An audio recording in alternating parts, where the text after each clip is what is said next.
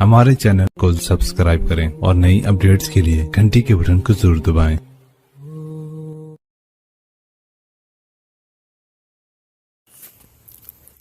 बिस्मिल्लाहिर्रहमानिर्रहीम। अस्सलामु अलैकुम वरहमतुल्लाहि वबरकातुहू। नाज़रीन इकराम, आप देख रहे हैं ज़मज़म ग्राफ़ी।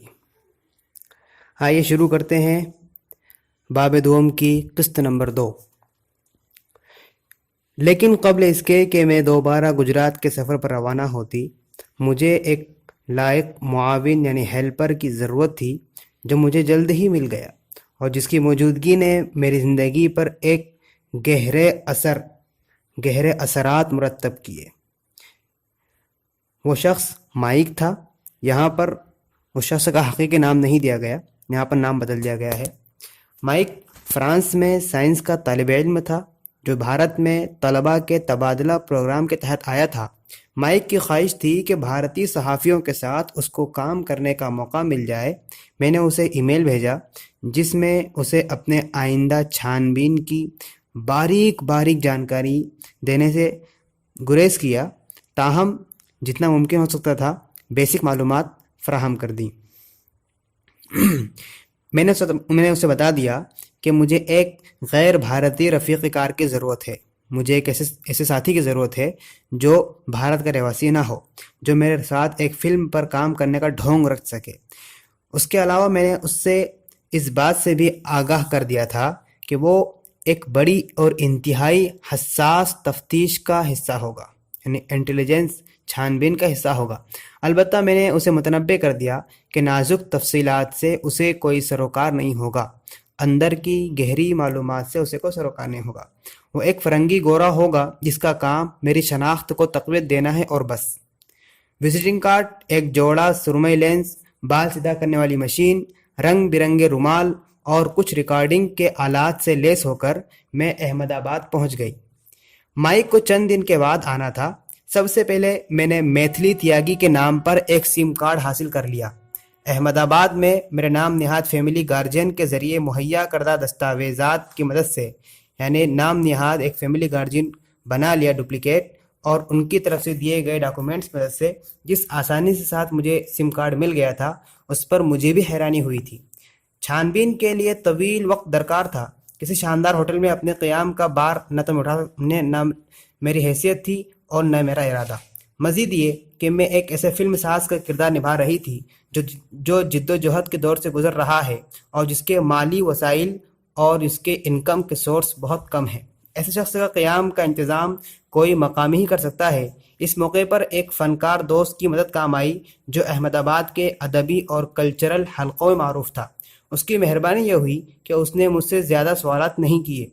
उनके लिए जानना काफ़ी था कि मैं एक पत्रकार हूँ, जिसकी तफ्तीश और छानबीन के नतीजे में वज़ीर दाखिला को जेल की हवा खानी पड़ी। उन्होंने अपने रसूख का इस्तेमाल करते हुए नेहरू फाउंडेशन नामी तालीमी इदारे में मुझे क़याम की जगह दिलवा दी। फाउंडेशन में हॉस्टल के निगरान से मेरा इंट्रोडक्शन बतौर फिल्मसाज करवाया गया। उसने बमुश्किल एक उचटती हुई नज़र से मुझको देखा और फिर मेरे दोस्त के साथ, जो मेरी हेल्प कर रहे थे, बात करने लगे। मुझे 250 स्क्वायर फीट का कमरा, जिससे मुत्तसिल ही यानी से लगा हुआ गुसल खाना भी था, 250 रुपये रोज़ाना की दर से हासिल करने में कामयाबी मिल गई थी। हॉस्टल में मुकीम रफ़क़ा ने, साथियों ने मेरी तफ्तीश के अमल में बड़ा अहम किरदार अदा किया। ये सब यूरोप के मुख्तलिफ़ हिस्सों, मसलन जर्मनी, ग्रीनलैंड और लंदन से आए हुए तलबा और तालिबात थे। मेरी पहली शनासाई मानक भाई, यहाँ पर नाम बदल दिया गया है, से हुई। यह हॉस्टल के मैनेजर या डीन थे। मेरे दोस्त ने उनसे मेरा तारुफ कहते हुए करा दिया था कि मैडम यहाँ गुजरात पर एक फ़िल्म बनाने आई हैं। अरे बहुत अच्छा, मानक भाई ने जवाब दिया। हमारे गुजरात और वज़ीर आला साहब के बारे में अच्छी बातें बताइएगा। यह अहमदाबाद शहर बहुत ही खूबसूरत है। ये बात कहते कहते उन्होंने एक ही सांस में ये पेशकश भी कर दी कि शहर की सैर करवाने मुझे अपने साथ ले जाएंगे।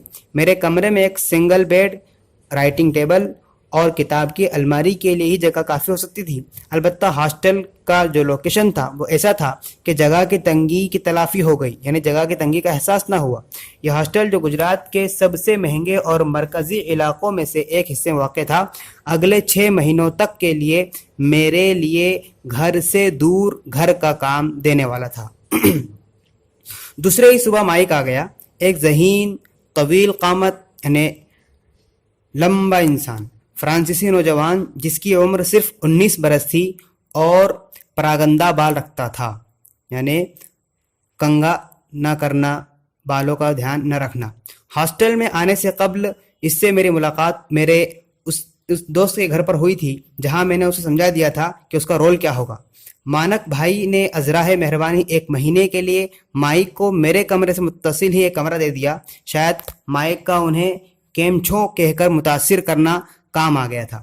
مائک کے اندر سیکھنے کی لگن تھی، اسے مختلف تہذیبوں کے بارے میں جاننے کا بڑا شوق تھا، لیکن اس کی خاص دلچسپی کھانے میں تھی۔ اس شام ہمارا پہلا کھانا احمد آباد کے مشہور مقامی جوائنٹ پر تھا جو پکوان کے نام سے جانا جاتا تھا۔